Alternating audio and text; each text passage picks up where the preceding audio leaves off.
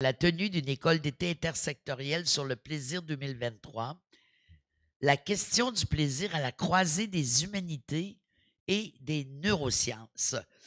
Pour nous en parler, pour en discuter, d'abord, Céliane Malinowski-Charles. Je suis contente, je viens tout juste de parler de vous. Est-ce que je l'ai prononcé correctement? Oui. Alors, Céliane est spécialiste d'histoire de la philosophie moderne, notamment de Spinoza. Elle est professeure au département de philosophie et des arts et directrice du laboratoire sur l'histoire et la pensée moderne de l'UQTR. Récemment, elle a co-dirigé l'ouvrage Apprivoiser la mort au 21e siècle. Enjeux philosophiques, perspectives scientifiques et sociales qui propose une réflexion intersectorielle portant sur la mort. Elle s'est associée récemment au professeur Gilles Bronchti et Franck Crispino pour le projet interdisciplinaire Audace, financé par le Fonds de recherche du Québec sur le thème de la mort et la preuve. Ensuite, je vous inviterai, Madame Céliane, venez nous rejoindre. Cyrina Al-Ain, elle me fait un signe de pouce, ça veut dire que c'est correct, OK. Elle est professeure en neurosciences comportementales au département d'anatomie. Elle a été co-directrice par intérim du groupe de recherche Cognac de juillet 2022 à juin 2023. Elle mène actuellement des recherches sur le développement et la plasticité du système olfactif chez le rongeur et l'humain. Elle est également responsable du programme Experimentarium UQTR, un programme de vulgarisation scientifique qui va à la rencontre des classes d'élèves âgés de 10 à 18 ans afin qu'ils puissent aussi partager un moment d'échange privilégié avec des étudiants-chercheurs à la maîtrise ou au doctorat. Madame Al-Ain, quels sont les principaux défis rencontrés lors de la conception de l'école d'été intersectorielle 2023? La question du plaisir à la croisée des humanités et des neurosciences. Alors, nous allons arriver à la réponse à la question, mais pour arriver à comprendre les défis et les enjeux de ce que nous avons fait, encore faut-il savoir ce que nous avons fait et comment nous sommes arrivés à travailler ensemble. Alors, on va passer un premier 5 quelques minutes à retracer la genèse de ce projet lui-même, parce on plonge au cœur de l'intersectorialité ici. Donc, qu'est-ce qu'on a fait? On en est très fiers. On a fait une véritable école d'été intersectorielle qui s'est tenue du 12 au 16 juin 2023 sur la question du plaisir à la croisée des humanités et des neurosciences. Donc, sur la question du plaisir dans une double perspective, sciences humaines et neurosciences. Alors, comment on est arrivé à ça? On en a eu quelques échos déjà ce matin avec la présentation de Marc-André Bernier et Simon Rigoulot. Les chercheurs sont membres de deux équipes ou regroupements de recherche de l'UQTR, à savoir le laboratoire sur l'histoire et la pensée moderne, que vous avez dans la partie gauche. Enfin, ça, c'est seulement les chercheurs qui ont choisi de participer à l'école d'été. Bien sûr, les regroupements comportent un plus grand nombre de chercheurs et d'étudiants. Et le Cognac, qui signifie Cognition, Neurosciences, Affect et Comportement, qui est un groupe de recherche regroupant des chercheurs issus de plusieurs départements, psychologie, anatomie, orthophonie, langues modernes et traduction. Et pour ce qu'il en est du laboratoire sur l'histoire et la pensée moderne, ce sont des chercheurs qui sont des littéraires, des philosophes, je suis philosophe, historiens de l'art, ainsi qu'un chercheur informaticien du département de Matinfo pour les aspects numériques des textes anciens. Donc, nous avons déjà deux équipes ou regroupements de recherche à caractère interdisciplinaire. Et Marc-André a commencé à retracer la genèse ce matin de l'idée même de travailler sur le plaisir. C'est qu'à l'intérieur du laboratoire sur l'histoire et la pensée moderne, nous avons un axe de recherche spécifique qui s'intitule « Le rapport sensible à soi et aux autres ». C'est un des thèmes fédérateurs sur lesquels nous travaillons déjà collectivement. Et le plaisir apparaît comme l'un des éléments de motivation essentiels des rapports sociaux et des comportements humains en général. Et donc, on étudie ça comme historien des idées de la période allant du XVIe au XIXe siècle, à travers des textes littéraires, philosophiques, à travers l'art, l'histoire de l'art et l'histoire. Et là, on se disait, mais on aimerait avoir une perspective contemporaine sur toute cette théorie des émotions. Il faut ajouter à ça que moi-même, je travaille déjà depuis quelques années, ça a été rappelé dans la présentation qui a été faite de moi, de façon intersectorielle. J'ai été initiée à ça par le magnifique projet financé par Audace, dans lequel j'étais co-chercheur avec Gilles Bronchety et Franck Crispino sur la mort, qui a donné lieu à la publication mentionnée. C'était le lancement des projets Audace en 2018. Et puis, à titre personnel, pour ma recherche personnelle, je travaille également sur la pertinence de mon auteur du XVIIe siècle, qui s'appelle Spinoza, qui a toute une théorie des affects, donc des émotions, et toute une forme de psychologie très élaborée. Donc, sur sa pertinence pour la pensée des émotions dans une perspective contemporaine, cadre dans lequel moi-même j'ai suivi des cours de psychologie et puis je fais une recherche à caractère interdisciplinaire. Et donc, tout naturellement, nous avons réfléchi à qui nous pourrions nous associer pour avoir cette perspective contemporaine et nous nous sommes tournés vers les membres de l'équipe de recherche Cognac qui travaillent spécifiquement sur la question des émotions, des sensations et de leur impact sur le comportement. Alors, ça, c'est pour la première étape. Une fois que le contact a été fait, et ça a été tout de suite une réponse très enthousiaste des co-directeurs, qui étaient Simon Rigoulot et Johannes Frasnelli, nous avons commencé à aborder le premier défi, qui est celui de trouver un langage commun et de définir un objet d'étude commun. Et on s'est dit, on a tout de suite eu la perspective de faire une école d'été, mais on s'est dit qu'il fallait procéder par étapes, qu'il fallait déjà s'assurer cette base-là de savoir avec qui on travaillerait. Et on a décidé de dire, l'école d'été, on verra ça plus tard, donc peut-être dans une perspective d'1 an et demi, 2 ans. C'est ce qui a été réalisé. Et pour la première étape, d'apprendre à se parler de manière vulgarisée. C'est-à-dire qu'on a fait 2 journées d'études en mai 2022, journée où les membres de toutes nos équipes tous les membres de nos équipes de recherche ont été conviés, s'ils étaient intéressés, à travailler sur la notion de plaisir dans cette perspective intersectorielle. Et la consigne était la suivante: précisez comment, dans votre champ disciplinaire, vous abordez la notion de plaisir ou ce que vous pouvez avoir à dire sur la notion de plaisir à partir de votre perspective disciplinaire, avec comme consigne supplémentaire évidente de le faire de façon vulgarisée et accessible à quelqu'un qui n'est pas dans la discipline.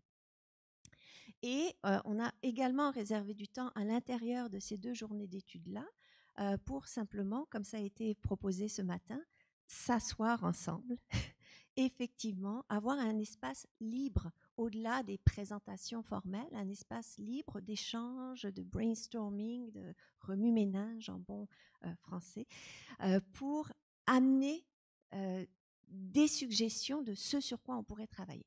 Et au terme de ces 2 journées d'études tenues en 2022, nous avons constitué 4 équipes de recherche.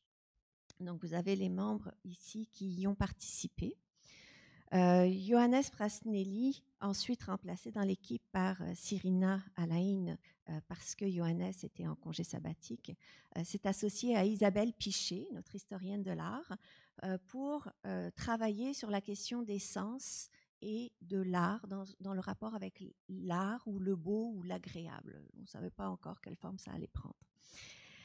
Moi-même, qui travaille sur Spinoza, je me suis associée avec un chercheur postdoctorant, Juvénal Bossoulou, et Sébastien Etu, qui est rattaché au Cognac, mais qui est professeur à l'Université de Montréal en psychologie, pour travailler ensemble sur la classification des émotions et bien, en fait, mon projet aussi à moi personnellement, l'impact de la théorie des affects de Spinoza dans une perspective contemporaine. Et étant donné que Juvénal Bossoulou travaillait en psychologie computationnelle, il y a tout un aspect d'intelligence artificielle en fait qui est venu se greffer au fur et à mesure du projet. Marc-André Bernier et Simon Rigoulot. L'équipe s'est faite très spontanément, ont d'emblée commencé à travailler sur leur sujet final, à savoir le plaisir relié à la rhétorique et au langage. Et Maryse Bachand, qui est professeure au département de sciences humaines, s'est associée à Benoît Brisson, professeur en psychologie, pour travailler sur l'esclavage et sur l'oppression psychologique. Donc, quelle place le plaisir peut avoir à ça? Alors, je vous passe les détails. C'était tout ce que je voulais dire sur la genèse. Il fallait comprendre ce qu'on a fait, comment on est arrivé là. Mais il y a eu de nombreuses réunions de planification tout au long de l'automne. On s'est mis d'accord sur la forme de l'école d'été, qui est la deuxième chose dont on va vous parler. On va vous présenter la planification qu'on en a faite. On a donc toujours eu l'idée de faire une école d'été. L'idée d'une école d'été étant de viser un aspect de formation d'équipes théoriques en matinée, de conférenciers de grand renom, mais aussi d'activités immersives d'intégration des connaissances. Donc, je cède la parole à Cyrina pour la présentation de la planification.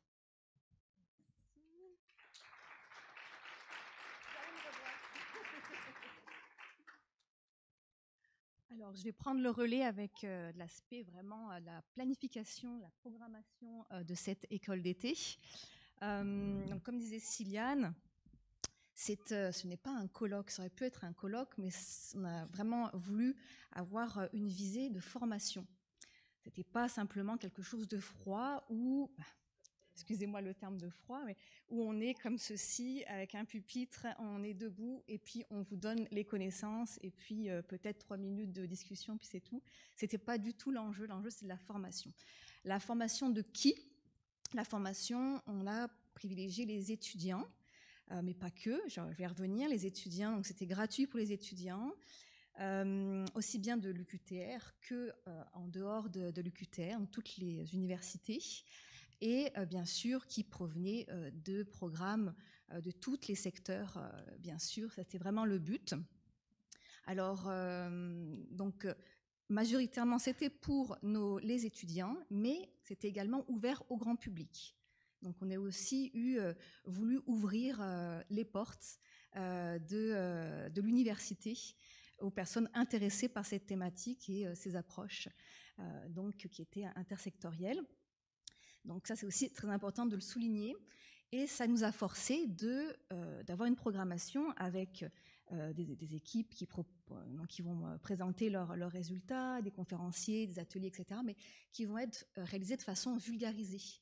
On veut que le savoir puisse être communiqué et compris pour que derrière, on ait une interaction, que ce soit lors de communication et qu'on puisse interagir tout de suite après, ou que ça soit en immersion ou dans les laboratoires, etc. Donc on voulait, c'était un exercice pour nous tous, et c'était même les conférenciers, c'était le mot d'ordre, d'être compréhensible, donc vulgariser leur discours.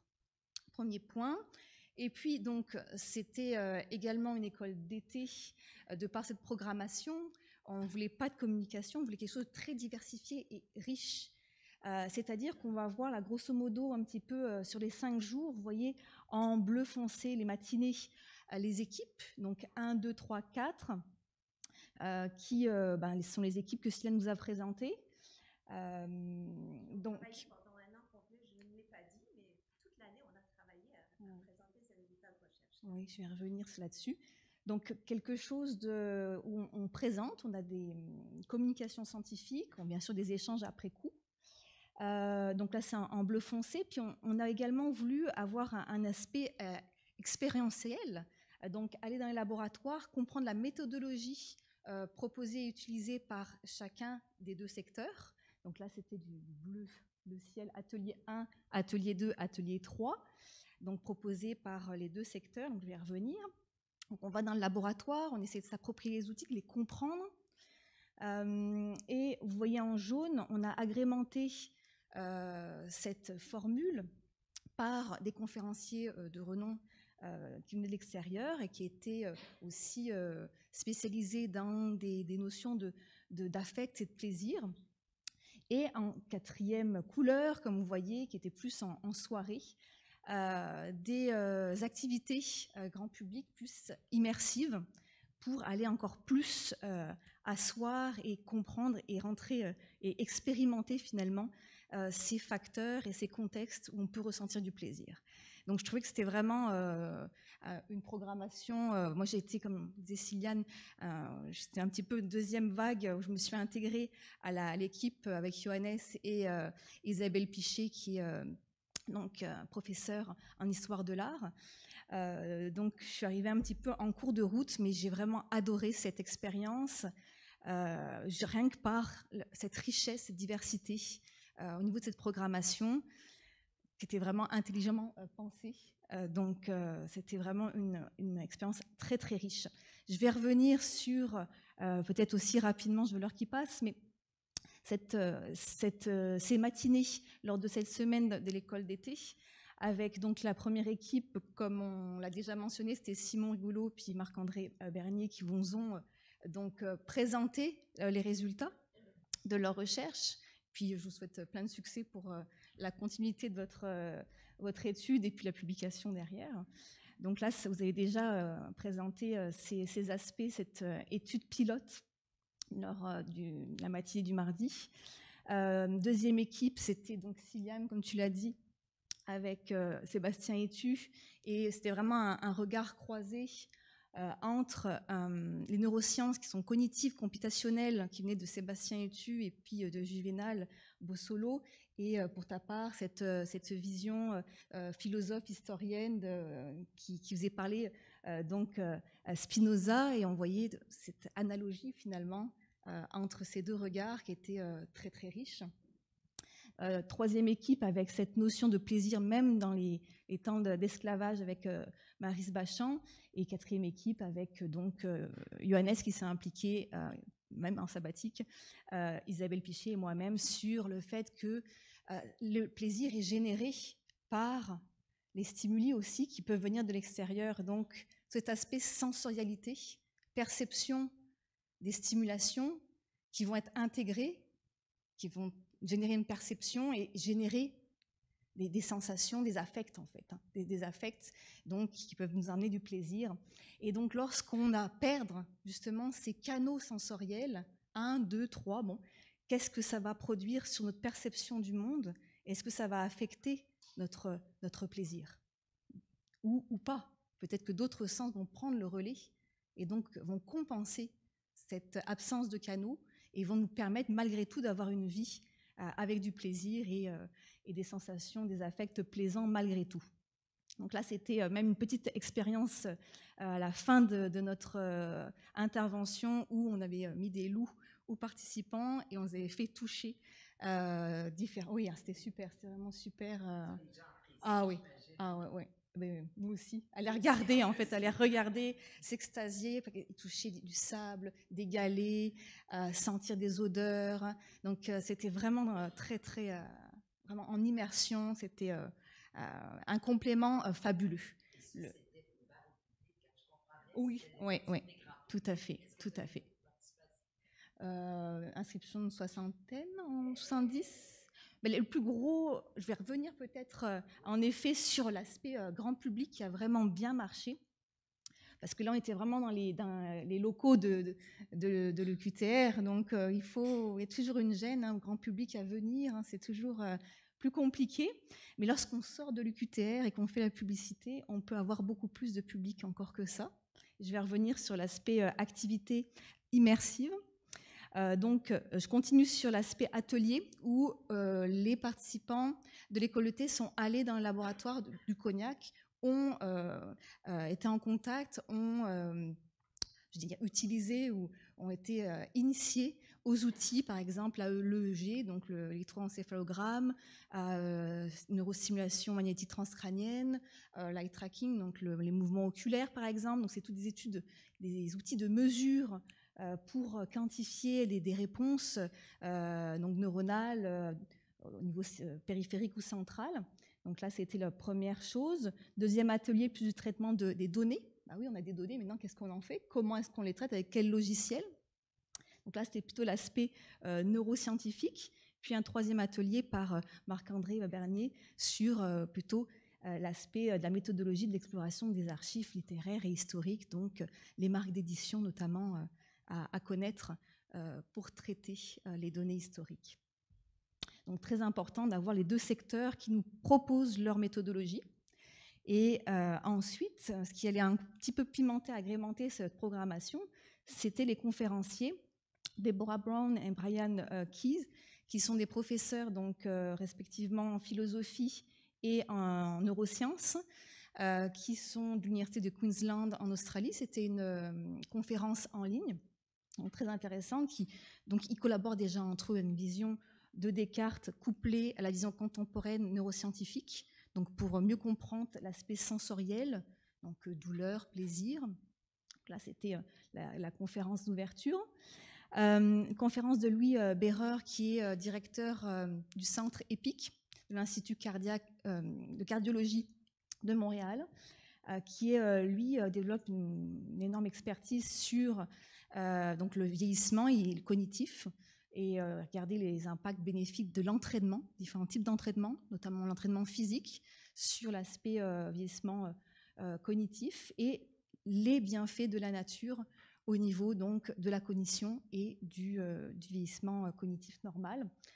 Donc là, c'était vraiment très intéressant. Ça a été couplé juste après par une activité donc immersive à l'extérieur dans les boisés à côté de l'UQTR avec 3 guides certifiés qui nous ont permis d'avoir une expérience de sylvothérapie, donc un bain de forêt, et de permettre de prendre conscience en fait des bienfaits, la couleur, des odeurs, qu'est-ce qu'on pouvait ressentir en fait.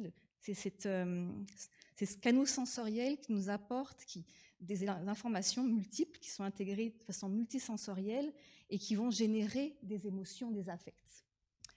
Du coup, je viens à le gros clou de ces activités qui était... Ouais, ok. À la Maison de la Culture, c'était une activité proposée par les doctorants, les étudiants du Ioannis Rastelli, sur finalement le contexte de consommation alimentaire et sur finalement c'était les sens chimiques qui vont nous créer une perception des aliments. Et donc ces étudiantes à la Maison de la Culture nous ont proposé des petites stations, un petit groupe, avec dégustation de chocolat associée pour nous permettre donc de mieux comprendre les sens chimiques, donc l'olfaction, la gustation, le système trigeminal, donc toutes ces sensations chimiosensorielles qui vont de façon intégrative nous permettre d'avoir une perception et du plaisir ou pas, mais normalement oui. Donc voilà, avec la collaboration de Nancy Sanson pour la dégustation de chocolat à la Maison de la Culture, donc c'était vraiment un franc succès. Et par rapport à aussi cet aspect encore diversifié, conférence d'Isabelle Peretz, donc cofondatrice du BRAMS, donc laboratoire international sur le cerveau, la musique et le son, entre autres, puis les chaires du Canada. Donc vraiment, c'est la sommité dans le niveau de la cognition musicale, donc tous les bienfaits de la musique. Et donc elle nous a expliqué, c'était une super belle conférence sur tous ces bienfaits de l'apport de la musique. Et on a pu l'expérimenter avec un concert proposé par les étudiants du Conservatoire de Trois-Rivières, un quatuor, pour nous mettre en immersion et nous procurer du plaisir pour clôturer cette école d'été en musique. Donc voilà pour cette présentation. Et Juste peut-être pour, je ne sais pas si on a le droit à une question, un petit... Oui, super. Le décompte était pour votre Voilà. présentation. Super. Il nous reste 7 minutes. Alors, je peux aiguiller. Je te pose une question. Je peux d'aiguiller. Vous pouvez poser des questions liées à cette diapositive que je n'ai pas eu le temps de passer, du coup, sur les défis, les bénéfices ou les retombées. Nous avons eu le soutien du décanat de la recherche et du développement de l'UQTR. On a eu le soutien des 2 laboratoires et équipes de recherche. Et nous n'avons pas eu de financement externe. Nous avions fait une demande de subvention connexion qui n'a pas abouti. Et on ne s'est pas découragé. Donc, on a réussi à faire tout ça avec un budget d'à peu près 7 000, 8 000 $, entièrement financé à l'interne. Mais bravo. Bravo, parce que c'était quand même une programmation extrêmement étoffée, riche et tout ça. Merci, Sylviane. Alors, question autour de cette école d'été. Moi, j'aime bien le concept de l'école d'été. Et vous? Oui, c'est intéressant, hein? C'est intéressant cet aspect-là qui s'adresse. Peut-être dire, bon, on parlait du grand public tout à l'heure. Il y a maintenant la communauté de chercheurs, les conférenciers que vous êtes allés chercher. Juste me rappeler, la clientèle. C'était des doctorants, des étudiants, des profs? En fait, du coup, c'était vraiment pour finalement les étudiants majoritairement de l'UQTR, mais c'était ouvert à tous les étudiants et des profs d'autres départements aussi sont venus. OK, donc de tous les cycles, des étudiants de tous les cycles, premier, deuxième, troisième. Vraiment, et puis at large. On veut communiquer, le but, c'était communiquer et de façon attractive et compréhensive, donc de façon vulgarisée et avec une approche théorique et expérientielle. D'aller dans les labos, d'aller toucher, aller en forêt, ressentir, écouter la musique, respirer, goûter, et sentir. Est-ce que vous les sentez dérangés? Je voudrais ajouter que dans cette perspective grand public et l'importance qu'on donne à la notion de formation des étudiants, parce qu'on a quand même fait plusieurs ateliers, vous l'avez compris, aux outils méthodologiques propres à nos disciplines pour faire comprendre comment on travaille chacun dans nos domaines, eh bien tout ça a été filmé et il va y avoir une perpétuation sur YouTube. Donc en fait, c'est une des retombées de l'école d'été de dire on veut donner un legs à la postérité, que toutes ces connaissances-là n'aient pas été dites juste pour une fois, mais puissent être reprises. Alors, il n'y aura plus l'aspect expérientiel, par contre. Maintenant, un commentaire, question, Marc-André Bernier. Oui, à propos de la belle diapositive qui est là, qu'on nous a demandé de commenter, peut-être demander de réagir à propos de la retombée, coin inférieur droit, pont entre le milieu académique et la communauté. Dans ce type d'activité, moi, ce qui me paraît vraiment très intéressant, c'est la possibilité qu'on a, peut-être davantage que dans le cadre d'un colloque traditionnel, de créer des activités de médiation culturelle et intellectuelle avec le grand public. Et là, je crois que ça a été particulièrement le cas. Vous l'avez évoqué très rapidement, mais peut-être y revenir, l'immense succès qu'a connu, par exemple, la dégustation. Moi, je rêve, par exemple, de faire à la table de Voltaire. Ça s'est fait récemment dans notre centre. On peut rééditer, dans le cadre d'événements comme ceux-là, de belles activités là, de médiation culturelle. Mais j'aimerais profiter de cette remarque pour souligner un aspect. C'est qu'avec ces aspects, sur le tableau de planification, c'était principalement en soirée. Là, c'était les activités faites pour le grand public et les activités qui étaient faites pour l'immersion et l'expérience agréable, parce qu'on voulait associer la théorie et la pratique. Il reste qu'on a peut-être envoyé l'impression que l'école d'été, dans le fond, c'est quelque chose de moins sérieux. Et c'est très important de comprendre que les gens sont partis vraiment avec des connaissances scientifiques qu'ils ne seraient jamais allés chercher par eux-mêmes en dehors de ce type d'atelier-là. Donc, il y avait vraiment un aspect de vulgarisation efficace, parce qu'en allant les chercher par les aspects plaisants, tels que participer à une activité de dégustation avec des doctorants et post-doctorants goûteux en l'occurrence, qui explique comment fonctionne le système gustatif, le rôle de la rétro-olfaction, enfin des termes vraiment scientifiques, ça devenait intéressant, alors que jamais il n'aurait lu sur le sujet. Et tout le monde est même parti avec un petit pamphlet, un petit questionnaire à remplir pour chez Moi, soi, j'ai etc. tellement hâte de Donc il y voir avait ça. vraiment Bravo. un aspect de connaissance Oui. qui a été transmis. Je voudrais juste signaler, parce que ça s'en vient, première pelletée de terre le mois prochain, donc la mise en chantier de notre nouveau pavillon de la recherche qui sera au centre-ville, à l'intérieur duquel on aura un espace muséal, mais on aura aussi un auditorium, et ça permettra à des idées de ce genre, à des écoles été de ce type-là, extrêmement stimulantes, d'avoir aussi un lieu propre au centre-ville, et donc d'attirer encore davantage la communauté à participer aux activités que l'on met en place.